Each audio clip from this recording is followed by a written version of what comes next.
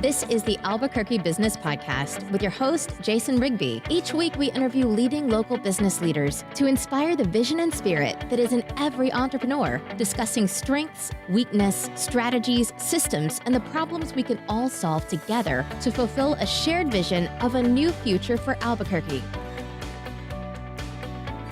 Hi, my name is Jason Rigby, and welcome to the Albuquerque Business Podcast. Today on our show, we have a very special guest. I don't want to give it away, but he is the owner of a local magazine here in Albuquerque, and we're going to talk with him about traditional and digital marketing, so stick around.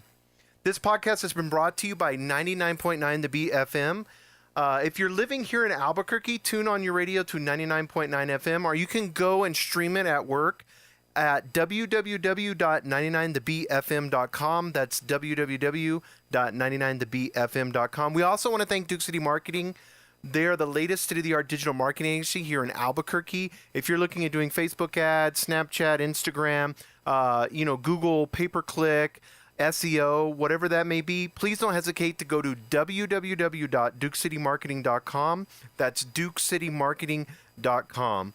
And I'm so excited today to have on our show Josh Vanlandingham. He's an entrepreneur, and he's built a brand and a magazine here locally. The magazine's called, Josh, it's Albuquerque Live? Yeah, Albuquerque Live, or ABQ-Live is what we usually go by. Perfect. Well, let's get into, if you don't mind, let's get into how you started the magazine.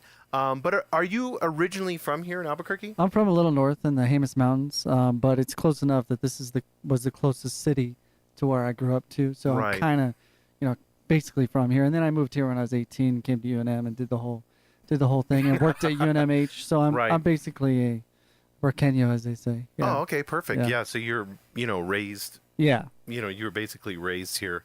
Now, as far as starting the ABQ-Live Magazine, how did that process, where did that first originate at? I never had a plan to create a magazine or become part of a media company. That was never in my forethought as a college student or as a young professional. But I've come from an entertainment family. All my family are musicians, so I've always been kind of tied to or interested in, I guess, what's going on around me, whether it was at the university or when I got older, what was going on in Nob Hill and those types of things. So after college and my first job, I was kind of disconnected from what was happening, and that was before a lot of websites and any of these apps that we have now. So we created ABQ Live to connect people to what was going on. And at that point, it was really just a rinky-dink website that we built that had a Google Calendar. I think that might have been a Yahoo Calendar. We're going back to Yahoo.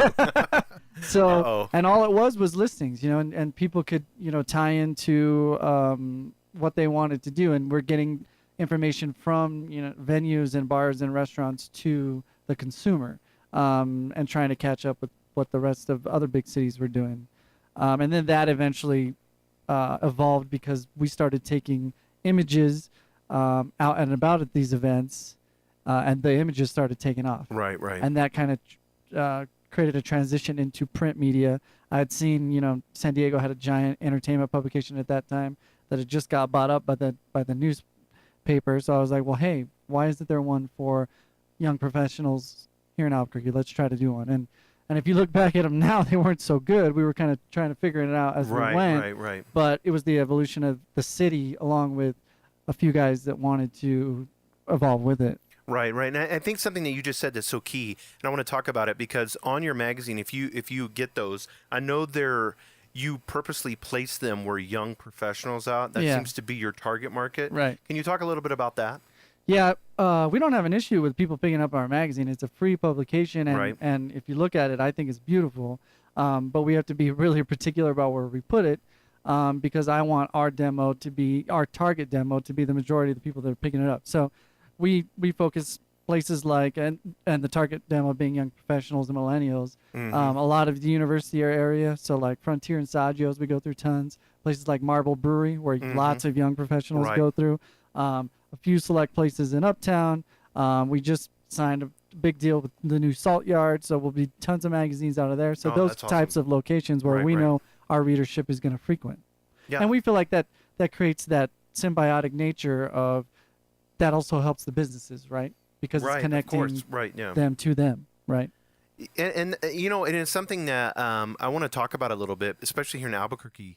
This young professional, and you said millennial, which is a scary word to a lot of people. Right. And I know you do marketing and digital marketing, but your magazine, like you said, is beautiful.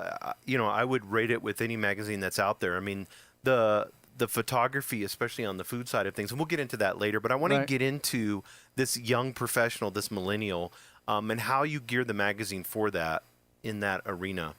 Well, I think there's a bigger window than there's ever been before for a young professional to spend money on entertainment, right? Because a lot of them are waiting to get married, waiting to have kids, waiting to buy their first house. Now they may not be making as much as previous generations, but they also they don't have as many bills. So they do spend on concerts, bars, restaurants, quite a bit more than they ever did, and it's that window that's important because they do it for a longer time. Right. And that's where we want to connect those individuals to the places that they're going to spend that money, because they want to know where that is, whether it's a show at All Right Theater or, you know, a beer release at Santa Fe Brewery this weekend. They want to know so they can go, because they're the ones that are going to show up. Right. Yeah. They're the ones, and I think a lot of companies are missing out on that target market. Absolutely. Yeah. And I think people are a little more aware in bigger cities where there are bigger media companies and agencies that are targeting it, but Albuquerque, as you know, usually follows up behind a lot of that. Right. And when I first started the magazine, nobody cared about this group, zero. And it was hard for me. You know, I went from banging down doors trying to convince them that this is an important group, they'll spend money in your place, to now them calling me and saying, okay, our traditional way of advertising isn't working. What should we do to attract these groups? Right. And that's a huge difference from where I started and where we are today. Yeah, and I think that's important, because you have dual incomes a lot of times. Yeah. Some may have one child, some may have all. They're pet owners. Right. You know, so the list goes on and on in that arena. And I think millennials are coming. You know, we always think of them as being, you know, some of us that are older think of them as being as kids. True. But the age, you know, it grows older every year, and it's there. The millennials are the consumers now. Yes, absolutely. And they love to go out to eat. They love movies. They love music. They love festivals. Right. You know, and especially with you and your magazine and what you guys do, and how, you know, that ability to be able to create a story. And I think that's really important, because, you know, on the digital marketing side of things, you know, Instagram is built off of stories. You know? Right. And I love when you guys do like launches with new restaurants or whatever.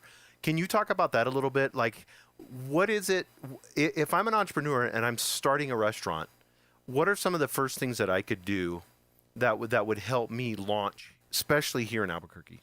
Well, I think you know this particularly, is you got to get all your social media in order, right? And anytime we're helping to launch or we're helping to brand, there's a checklist of things that you need to go through, right? And making sure that your brand, because it's easy for you, say I'm the business owner, it's easy for me to understand my brand and my idea. Right. It's not always easy to translate that to a consumer. Yeah, you're exactly right. And being open enough to get feedback on whatever it is, whether it's your logo that you love so much. Right. If you need to adjust that, you need to adjust that. If you need to, you know, if you need to adjust your layout, you have to be ready for any of those things, because it can't be about you, no matter how important this restaurant or bar is to you. It's about the people that are going to come in, right, and how they're going to react to it. So that's the number one thing that I always preach is be ready to adjust, because you're going to have to. Nothing works easy the first time. There's going to be good things, there's going to be bad things. If you can't adjust, you're in trouble. Right. And I think on, you know, whether it's restaurants or bars or whatever, you know, obviously doing a big grand opening and using your magazine. Can you explain that? If somebody's looking and they're saying, hey, you know, I'm building a restaurant or I'm building a bar for young professionals, this is something new. And I know you just mentioned the Salt Yard. I mean, the Salt Yard. Yeah, you just mentioned the Salt Yard.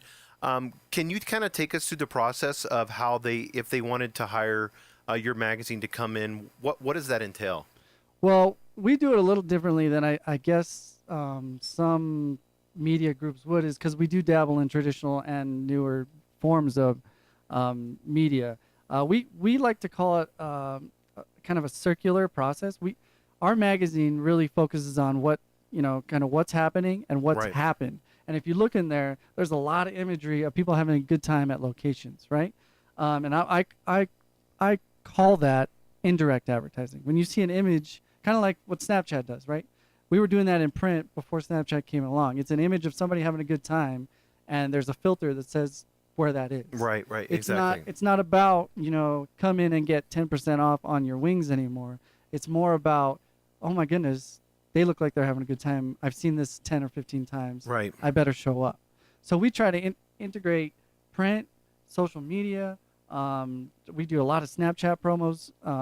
When I say promos, we're literally in the building, getting people to use your Snapchat filter so that we're pushing that organic, if that makes any sense. Right. No, I get you. Yeah. We're helping to push it along, because Right. it's going to happen on its own. But if you got somebody saying, hey, if you use the Snapchat filter, we're going to give you this, they're Right. going to use it quicker. Right. Exactly. We integrate a lot of that. What we try to do is, at the end of the day, if the brand doesn't personally drive traffic into your building, I don't feel like we've done our job.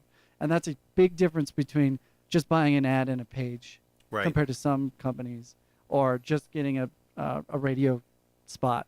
You don't know what those are going to do, and that's a hard part on mine. The reason why I pushed it so hard is because I do a lot of the sales for us, and everybody wants to know ROI, right? Right. If exactly. you see people in the building, you're getting a sense of ROI, Yeah. whether or not those numbers, what those numbers come out to. If we brought in a group of 20, you're happy. Right. Exactly. Yeah. I mean, you can see the ROI. Right. And then online, you can see it through the social media aspect. Yeah, of and it. through the analytics and those types of things. And I love what you're talking about Snapchat right now. If you do not think that millennials and young professionals on Snapchat, then you're wrong. Right. Yeah. It's one of those things that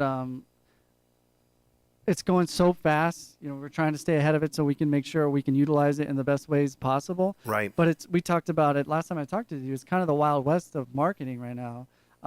There's so many new things, and this is the infancy of a lot of this stuff. Figuring out how to best utilize it, and we take, I'm always telling other people take feedback. We take feedback all the time because we want to get better at it every day. Right. Right. It's really important. Yeah. No. And I think on your end, having that ability to be able to take that lens and look at it not through them, because a lot of business owners can get, like you said, they can get so emotionally tied to their Right. logo, where you can look at it and say, I've done all these launches. I know Albuquerque. Here's what's going to work. Here's what's not going to work. And so you can kind of bring that, that other perspective into an owner. And we have a super unique position right now in Albuquerque. I don't think there's anybody else like us because we've been on all parts of this. I've helped companies with launches, and while being on the media side, and we work with so many bars and restaurants, I've seen so many plans and so many ideas and different angles, and Right. I've seen what works and what doesn't work. And then I'm also a consumer, and I'm really tied to the consumers because of the magazine side. Right. Exactly. So I get feedback from that side that just a bar owner wouldn't necessarily get, that I get to kind of tie into, which is exciting to me because it just gives me a better perspective on when I do say something is going to work or not. That's from experience. That's not from ego, if that Right. makes any sense. Yeah, and I think, and as well as I do, Albuquerque is a town that loves to go out to eat. Mhm. They love to go to bars. Yeah. If it is cool, and it seems to be like, the place that's happening online, social media side of things, you're not going to have an issue No. putting people in there. But they have to make that consistency. And I know we were talking before about, posting consistently. Yeah. And I know your company provides that for. Can we talk a little bit about that? Do you mind sharing with us a little bit about being able to consistently post on social media to gain that traction? Yeah, one of the big issues for a lot of these companies that we work with is there's never a dedicated social media person. They don't hire for that in particular. Right. And what ends up happening is those responsibilities get thrown on somebody else, and then it doesn't always happen. And consistency, as you know, is the biggest part of social media. Once that dips, your business is going to dip every time. Right. So what we do is we help provide some of that consistency, and we'll go so far as to help build content and post for you for a lot of bars and restaurants, and then allow them to add anything on top of that. But at Right. least they know that base is taken care of. They're not waking up at 3:00 in the morning and wondering, wait, did I post on Instagram today or not? Right. Because that's happened to me, so I know that's happening with Right. with other people. So that's just a service we started about 4 months ago because of all this feedback that I've been getting. Yeah, and it's been going really, really well because it's anytime you can help a business owner take something off of them, they're going to be better at the stuff they want to focus on. Exactly. And I feel like that's what we're doing for them. Yeah, I mean, they've got so much running the business. They have to focus on the systems and running it, not sitting there worried about, if they need to post or not. Let's get into the bar scene a little bit, and then let's talk about that. What are some, like if somebody's running a bar or they're fixing to start a bar, what are some of the things that you've noticed here in Albuquerque that is, effective? Do you mean like product-wise or from the marketing side? Yeah, marketing side. Some of the biggest things that I always communicate is, you touched on it earlier. Any new place is going to get traction early on because we all want to see it, and we're all going to give it a shot, right? And you see them, I don't care if it's Krispy Kreme where there was lines all the way down the road to the Salt Yard where there was 1,200 people for their soft opening. Right. We show up now. The big part is, what do you do after that? Yes. Do people feel like they were taken care of when they were there? Is there a loyalty or a connection from the bar to the consumer? And that's something that I think sometimes gets glossed over. Other big cities where you're getting brand new customers on a weekly basis, that's not as important. But in Albuquerque, where it's smaller, much smaller, you have to take care of reoccurring customers or you're going to be in trouble. So, and that seems like a straightforward thing because that goes to the customer service side, but it's really a loyalty creating scenario that I'm thinking of. We've all had that bartender that when you walk in, they know what you drink, right? Right. Yeah. And that's such a small thing that goes a long way for. And it's been around forever, but it will make somebody decide to come the third, fourth, fifth time. Right, and that's where what makes or breaks you. Not that first opening weekend. You're going to do fine then. You got reoccurring customers over time. That's the biggest thing for Albuquerque that I think of. There's a lot of little things that I help with now as far as stuff that doesn't cost too much to do. So like Snapchat or YouTube or any of those types of things that you can always coach up. As far as, and there's a lot of stuff online that you can find. Right. But if you don't have the customer service side, you're going to be in trouble.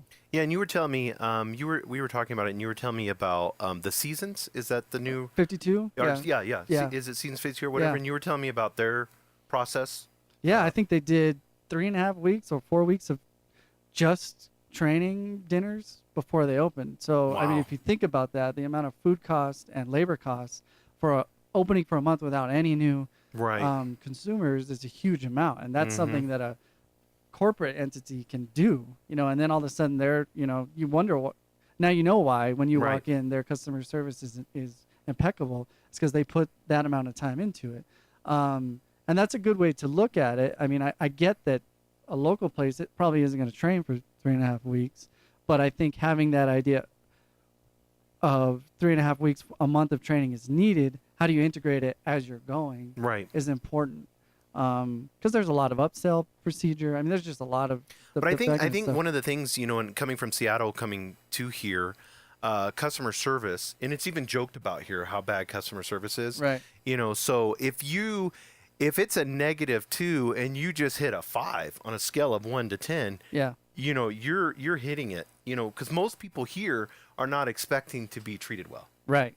But yet we go out to eat so much. It's just, it amazes me, So to be that brewery, because even breweries are not known for having good customers, but to be that brewery, to be that bar, to be the restaurant where you have amazing customer service and you can make those aha moments with the customer, I think that alone, you're gonna be successful. Right. And to tie it back to marketing. You're not just creating that loyalty in your spot. Then all of a sudden they're sharing your social media posts. They're commenting on your stuff. They're referring you to other people. So it bleeds out into the marketing side where you need that.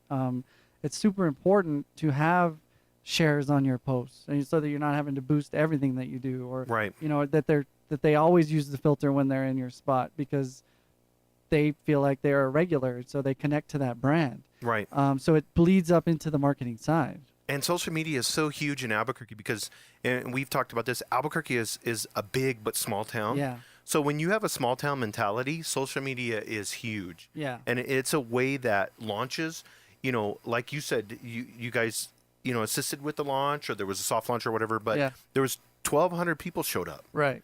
See, that's unheard of anywhere. Everywhere else about, there's another restaurant opening up. There might have been more than that. Right. Because we left at a certain time. They may have cleared those numbers. Who knows? But that's how Albuquerque is.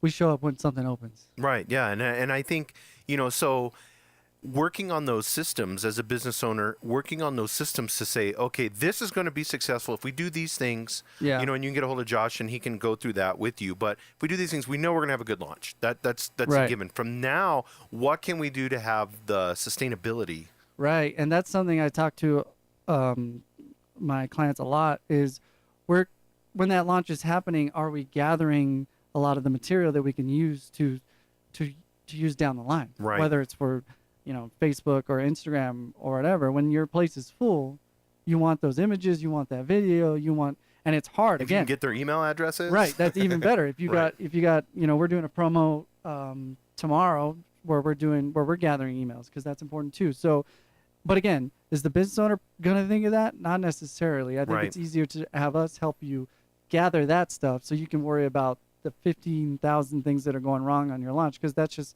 you work through the kinks on the back end. Right. Yeah. So. Yeah, and I want to share something with you. He's just brought something else, and Josh knows this, and his company can do this for you guys. If you get email addresses, you can go to Instagram, Facebook, all of these. You can put those lists. So if you collect 90 days worth of email addresses from all the customers that come into your restaurant or your bar, you get those email addresses, you give them to him or any marketing company that's good. You give them to them. They can make lookalike audiences. What those lookalike audiences do is it will target the same exact people that are coming into your restaurant.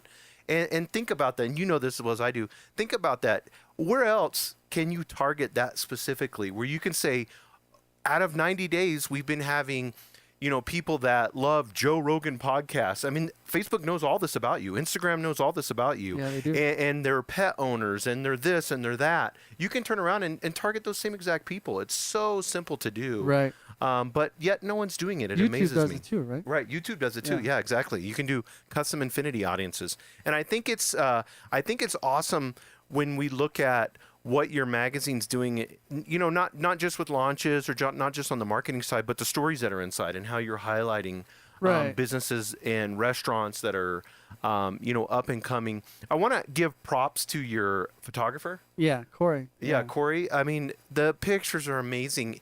Just to get those pictures from the way that he does food. Right. It's amazing. I mean, that would be worth your cost alone. Absolutely. Yeah. I think he's the best food photographer in the city, maybe in the state.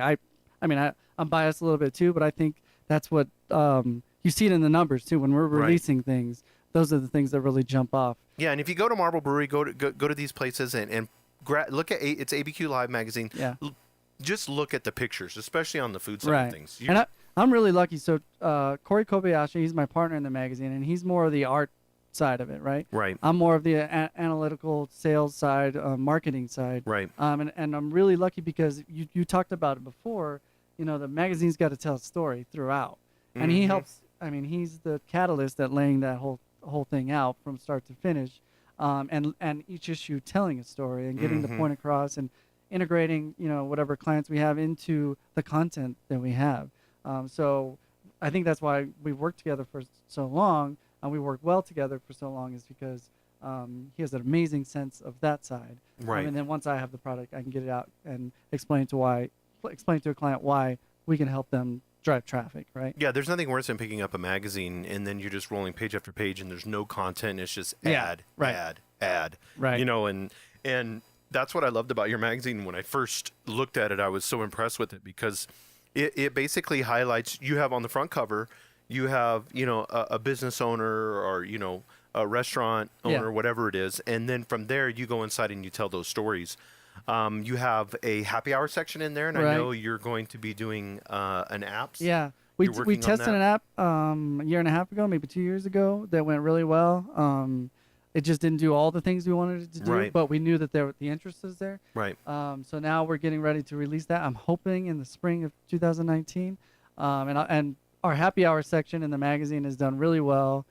We talked about this before. Happy hour is one of the only things that I've ever found that crosses huge demographics. Right. I don't care if you're 21 and you're going to happy hour before you go out, or you're 61 and you're going to happy hour before you go to bed. You know, it's a huge demographic. This is important, business owners, to listen to this. If you own a bar in Albuquerque and you're not frequently updating your happy hour and getting it out there on the social media, and I know you guys can do that, but making sure that you're getting it out there so people know.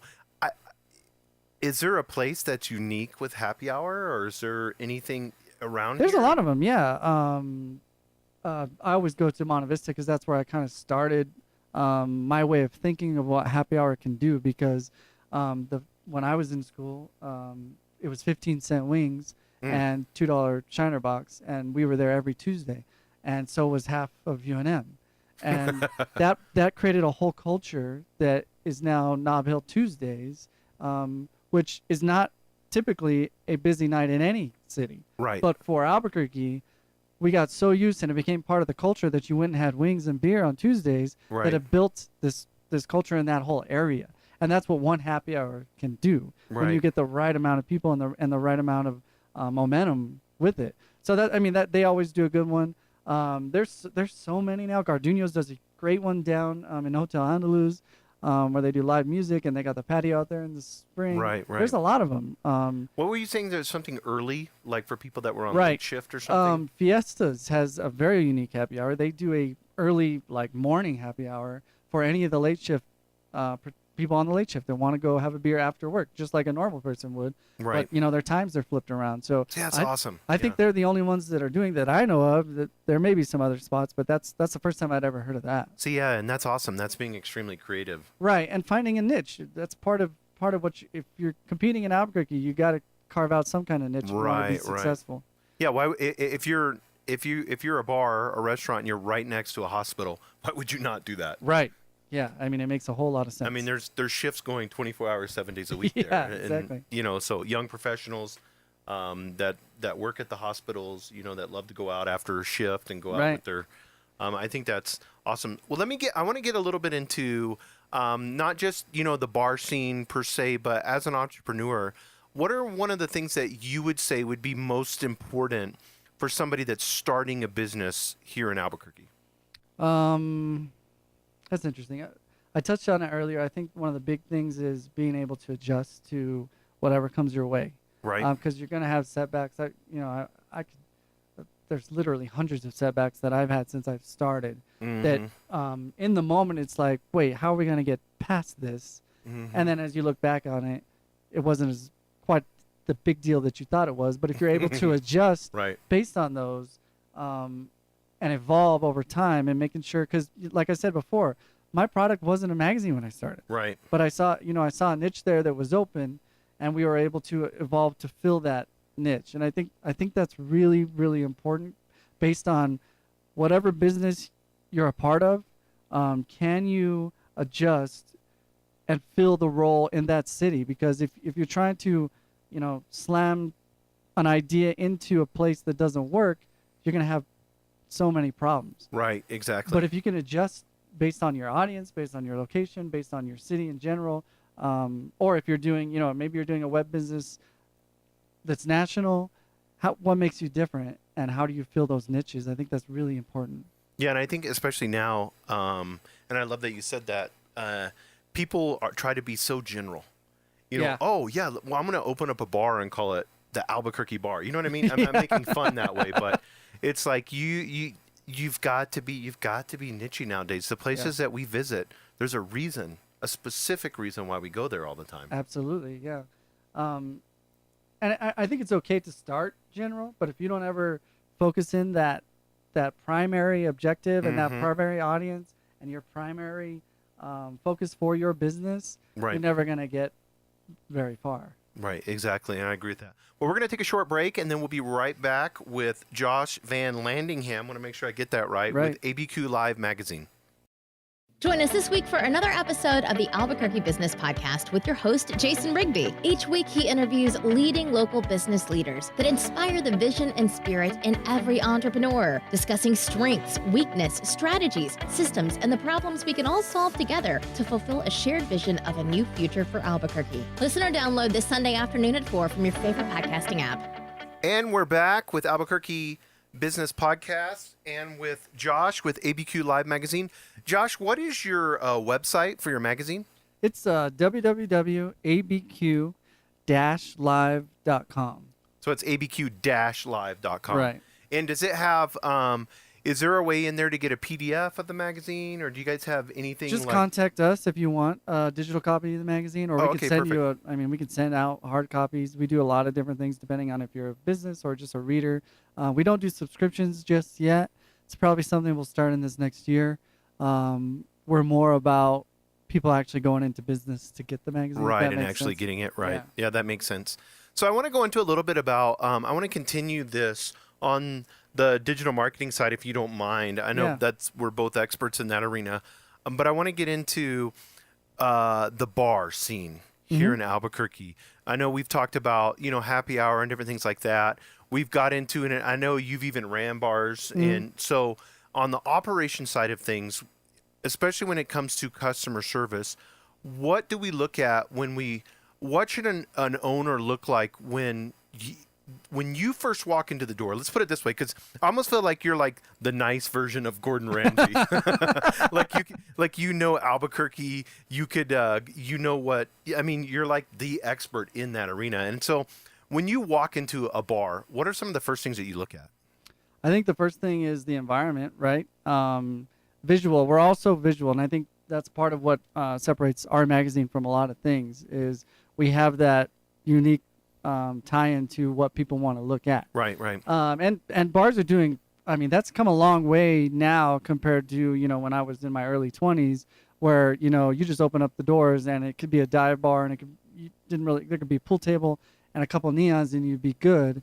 That's transitioned quite a bit now. If I keep referencing the Salt Yard because I'm working with them a lot right now, but if you go in there, the signage is on point. There's a reason for every sign or painting or they even have, for example, they have wings on a wall. Right? I saw that on Instagram. Yeah. Right, because they know somebody's going to walk up and take pictures in front of the wings on the wall.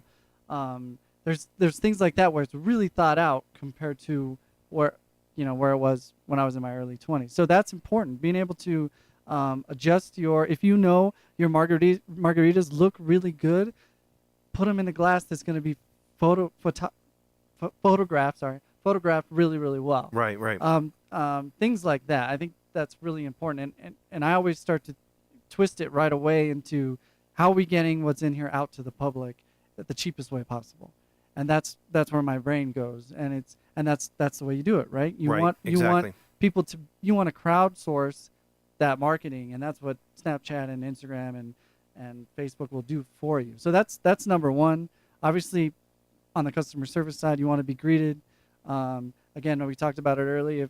If you're a return customer, you hope that they remember you, and if they do, it puts you at ease. You feel more comfortable. Right. A lot of that stuff matters. Right. Exactly. I saw a thing where it was really interesting on the marketing side of things that they were putting different colored napkins. Yeah.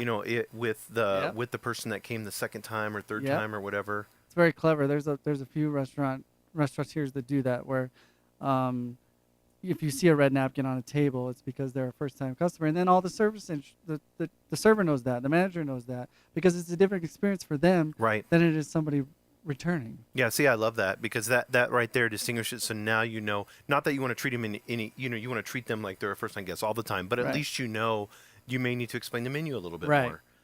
You need to explain the drinks that you serve. Right. And it's so interesting because like we're here in Albuquerque.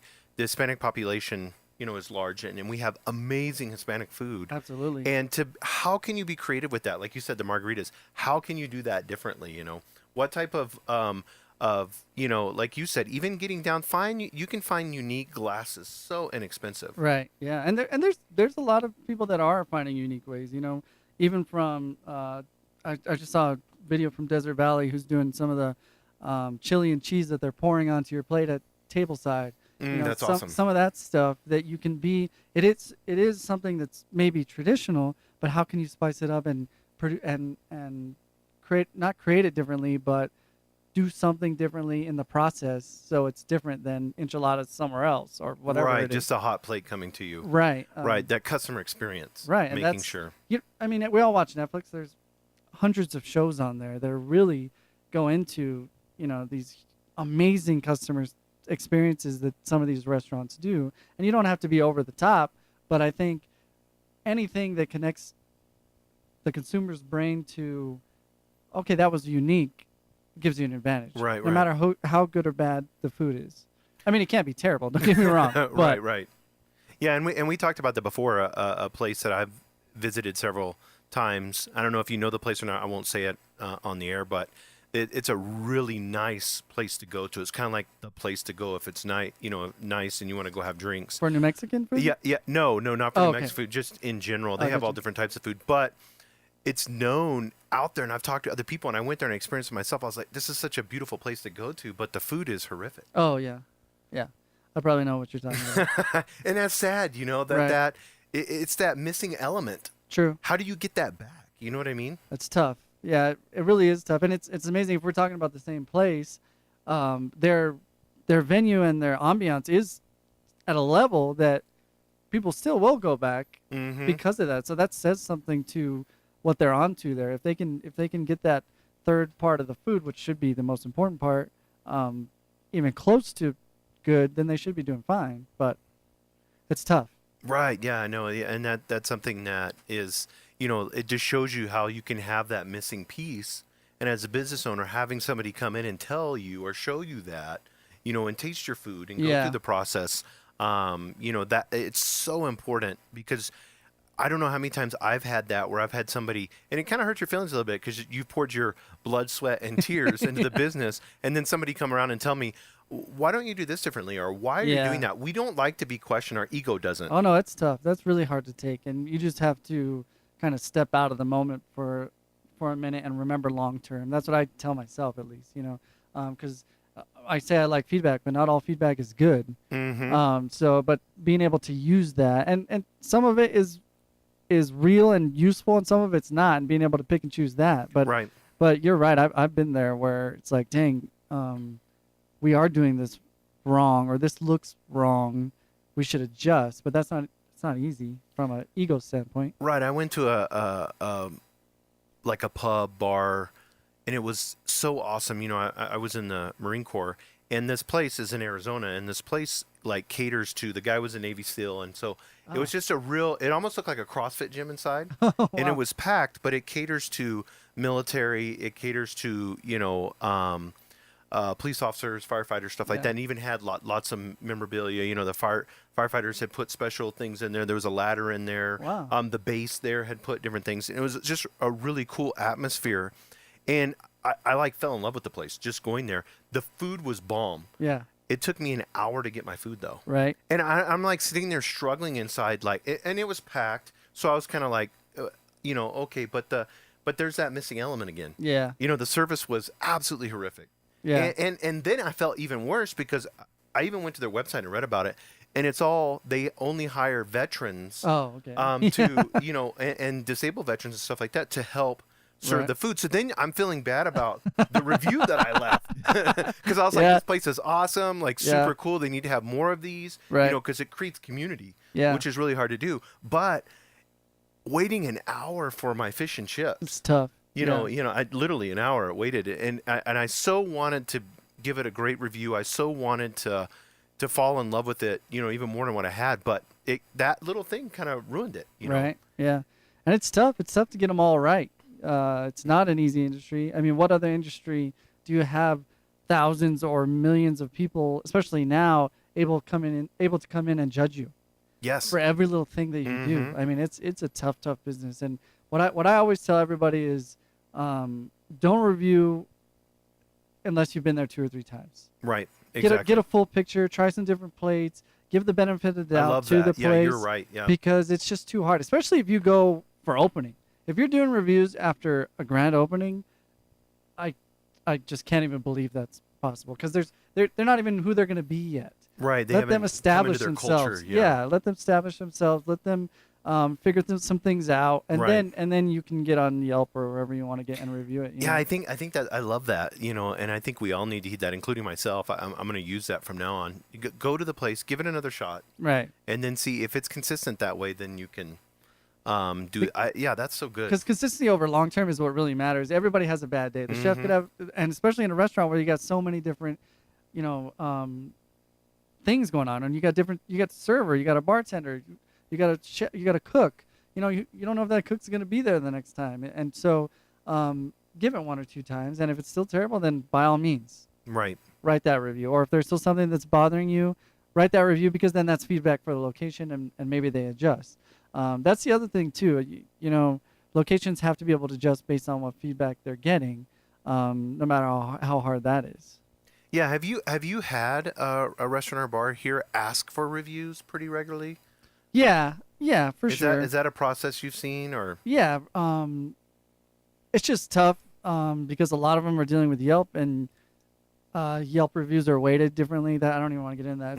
It's so complicated. Yeah, and if you're a digital marketer, there's a love-hate relationship Yeah. with Yelp. so I get questions about that a lot of times that I can't help necessarily, because my review or my readers, some of my readers will be, but like my staff review isn't going to have the same weight on Yelp that a Yelp Elite would have, Right. or some of these other things. So, and that's frustrating on my side too, because I want to help however I can. But if those Yelp reviews get buried, there's nothing I can do. Yeah, and there's conspiracy theories Oh, that yeah, I have there's a lot. behind Yelp. Oh, there's so. a lot. Yeah, and it all makes sense because they're making money one way or another. Yeah, I don't understand why. Because I know on an Apple phone, when it goes to, if you go to Apple Maps, it goes directly to Yelp. I don't know why they haven't. I mean, they have a ton Oh, of money. I wow. don't know why they haven't bought Yelp out. Right. They could buy them out, and True. then, then they would be in competition with Google. But that's Right. another side note. But as far as, so you walk in the door, first thing is you're looking at the appearance. You're looking at how the staff is treating the customer. Internally, as far as and I don't want to bore people, but internally, as far as if you're a business owner or manager of a restaurant, I can't even imagine. I wouldn't even want to, it's open 7 days a week. Yeah. A lot of restaurants are open 7 days a week. You have staff turnover and everything else. What are some advice to them if they're feeling burnout, they're there 6-7 days a week? What are some of the things that they can do maybe to get a fresh perspective? Read. I always, there's so much stuff online now. Different, whether it's from the service industry side to the marketing side. So if you're trying to generate business, or if you're just trying to take care of your business that you have now, Right. there's so many useful tutorials. There's useful links.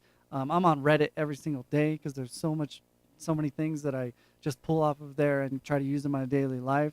Yeah, that's REDDIT. Right. And you can download the app, and you can go by, if you could type in restaurant marketing. Yeah, and there'll be a subreddit just dedicated to that with a bunch of different users that are giving their feedback on different things. And there's so much useful things on there. That's a good way to, when you're frustrated in the we all get blinders sometimes, and we all get in our own bubble, is the other thing that I do is I look at other similar companies. You don't always have to reinvent the wheel. Look at other companies' social media that you think your restaurant or bar or just your business emulates. How does their stuff look? And it's just it's market research. Right. Get out of your bubble. Step away from whatever business you have for a minute, and try to pick and choose whatever you can that's useful from other people that have done it well and are successful. Right. I do that every year, and I think, and it's something that I had learned from an actual pastor of a church had talked to me about it, but that he takes 2 or 3 days, like a weekend or whatever, and cuts his cell phone off. Yeah. And goes and takes his laptop and will do the research, and he goes by himself. Wow. You could take off to the mountains. You Yeah. could go to Santa Fe. You could go to Arizona, Dallas, wherever you want to go. Right. And sits there and just takes that helicopter view. Yeah. Gets out of the madness and gets up and looks. And I think everything you've been saying is amazing today, but I think that is so important when you take that view where you can look down at your bar or restaurant, or business, not get so stuck into it, Yeah. because we've all seen where we've all done it where the mop bucket's sitting out there. We didn't see it, but the customers are looking at the dirty mop, you know. Yep. And we've walked past it a bunch of times. Yeah. We've gotten so used to the dirty glasses sitting up on the counter with the little tray. Yeah. Or people yelling and screaming at each other, and because it's their business and they don't care that the customers hear them, Right. It's those things that we get into.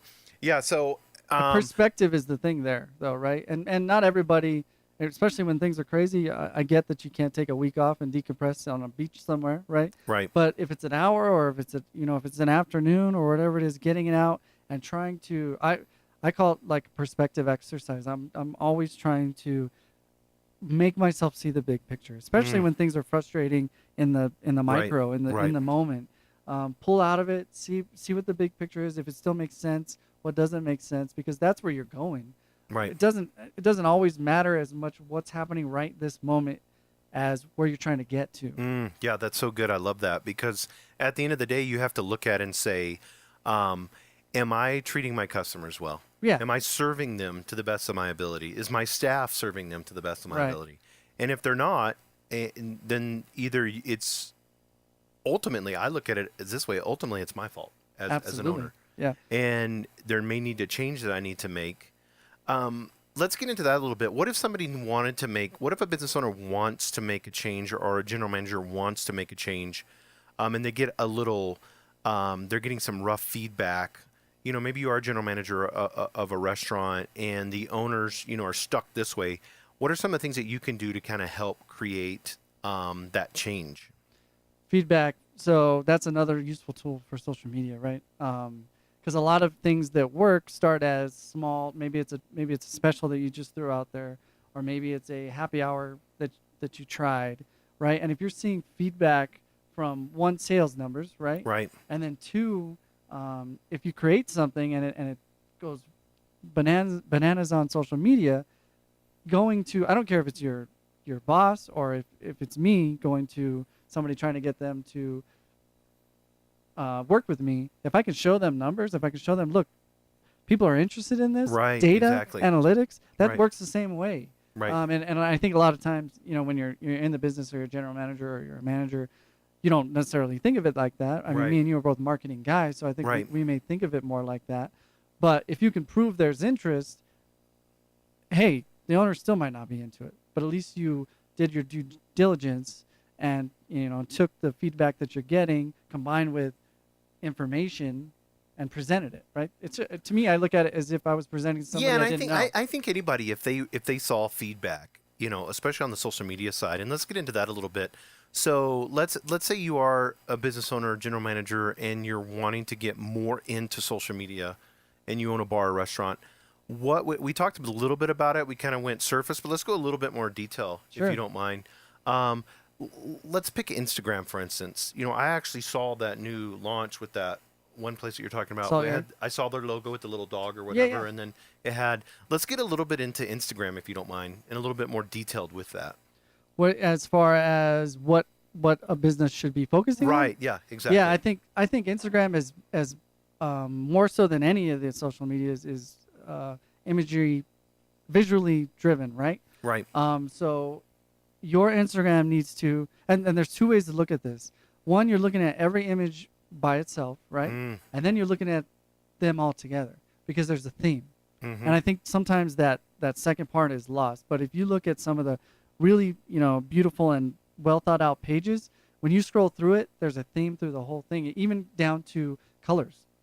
And if you have certain colors in your logo, the ones I notice, they'll integrate those into imagery throughout. Right. Right. And I think that's important. That's a more of a artistic side of things.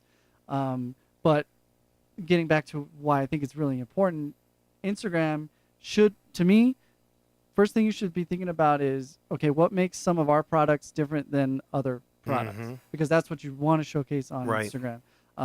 You brought up the Salt Yard. We did, there was a video on there that we launched yesterday of their, what is it, a jalapeno margarita. I forgot what it's called, but people started sharing that like crazy because it's unique, and the video was really high quality. and they're trying to carve into that difference between them and everybody else. If your burger looks exactly like everybody else's, why would anybody share it? Yeah, exactly. So it's really sharing really is free too. Right. And that's how I think about it.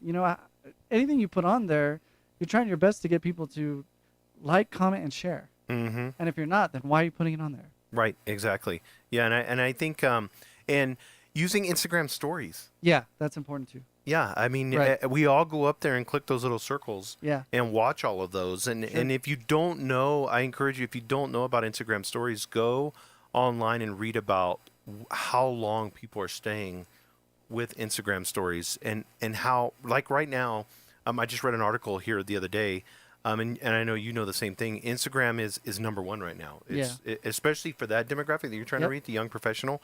They're staying on site on that app longer than people are staying on Facebook or any of the others. So those stories hold people.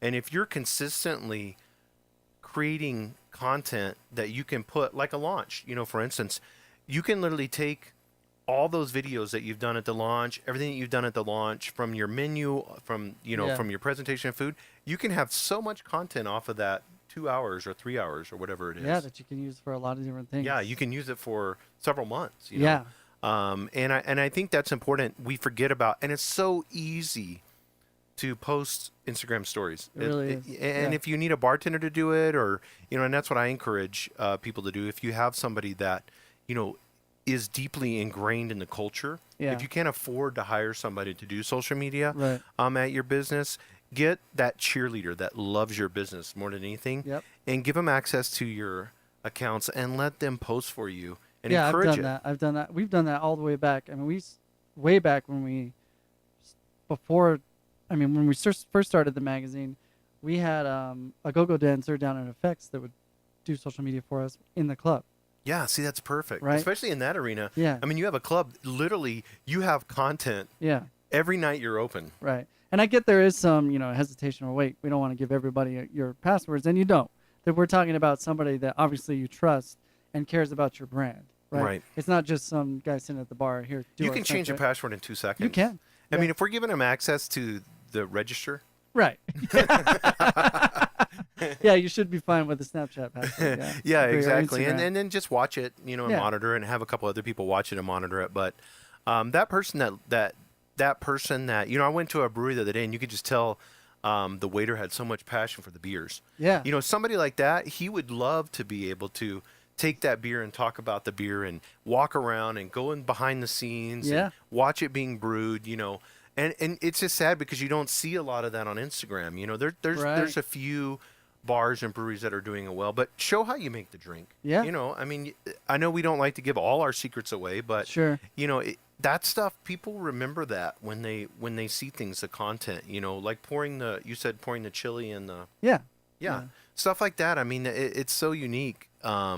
So you touch on something. Behind the scenes is really important because it makes consumers feel like they're getting access to something they're not supposed to see. Right. Yeah. And we all love that. That's why we love reality shows. Right. Yeah. So that's really important. Don't be afraid to, talk about what you put into the food, or go back and get an image of the cook, or behind the scenes really works. It really matters. And go on there as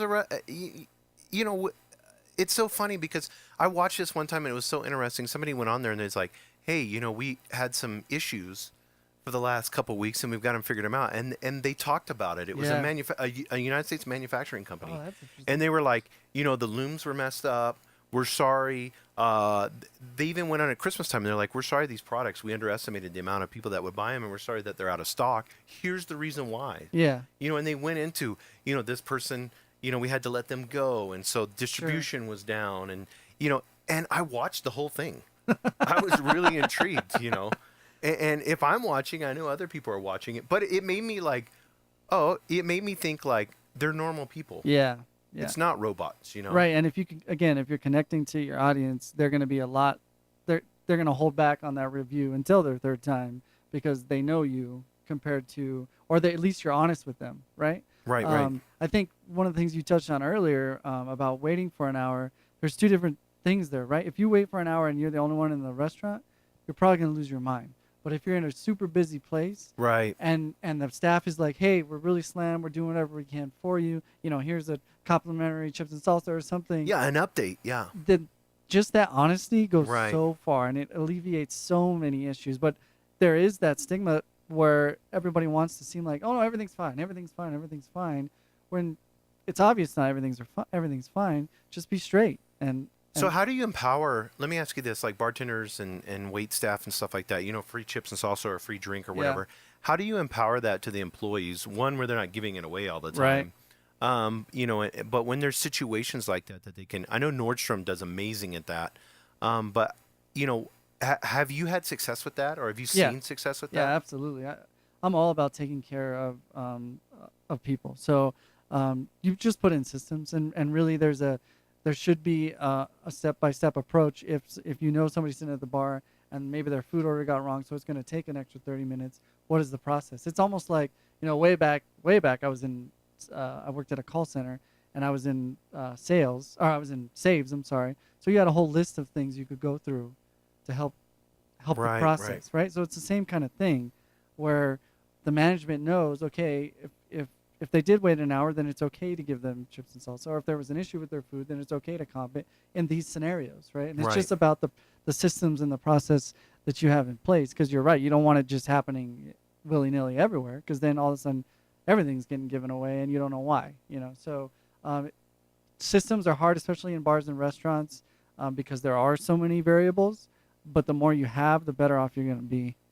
Yeah, and I think the medical industry is really good with it as far as resetting the clock. They move you from one room to the next room to the next room, and it's they really each have, clever. Yeah, and so next thing you know, you've been there for 45 minutes. You haven't seen the doctor yet, right? But you feel like stuff's happening. Sure. So and that's another reason why you see waiting rooms, right? And then you go and then you get seated, but there were tables open.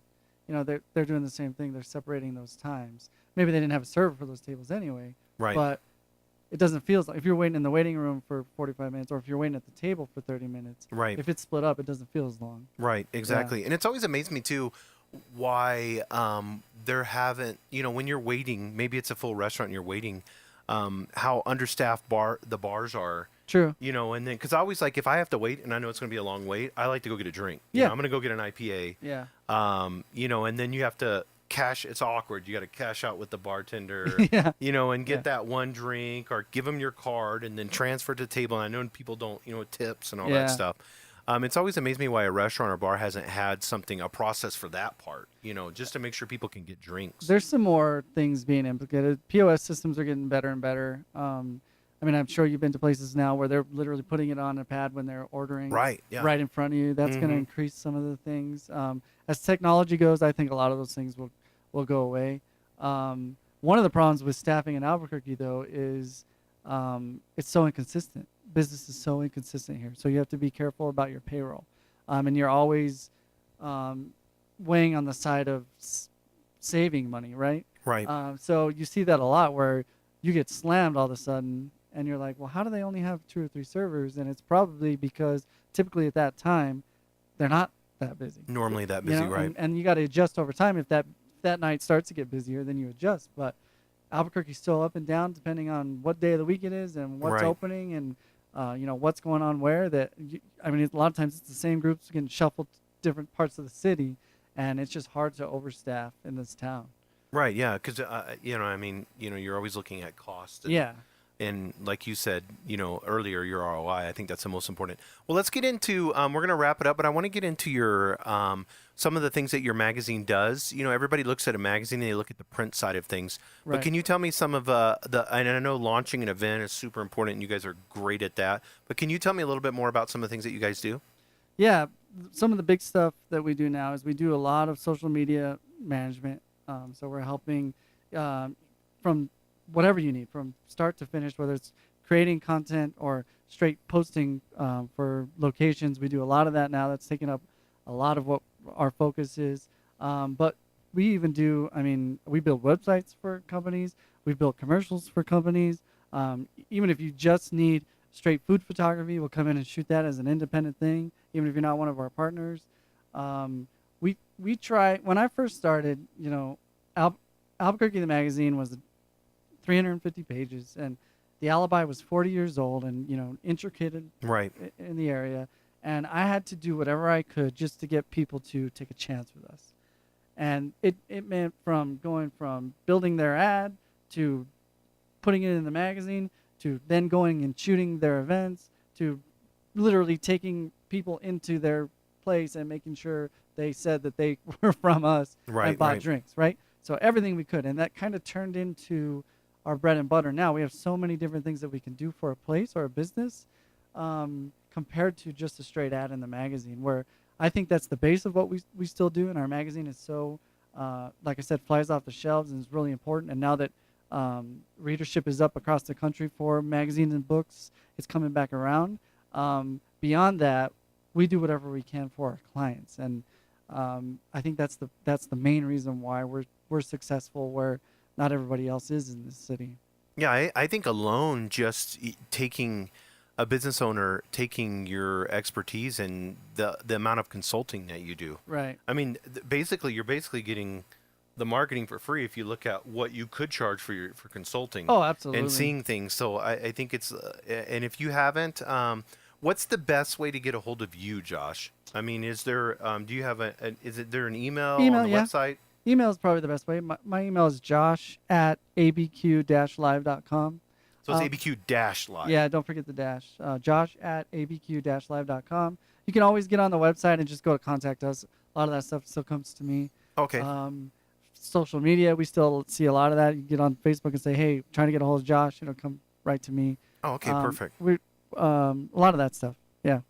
Well, cool. Well, I encourage you, especially if you're looking at targeting young professionals, looking at targeting millennials, Josh is a person to see. Thank you, Josh, for coming in today.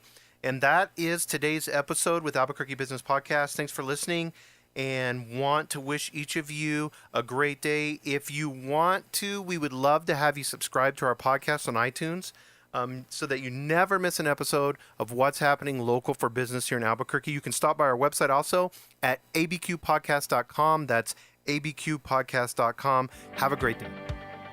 Thank you for joining us on the Albuquerque Business Podcast. And thank you to our sponsor, DukeCityMarketing.com. Please go to abqpodcast.com, where you can get show notes, resources, and links to everything we talked about today to help you navigate your journey as an entrepreneur and business owner in Albuquerque.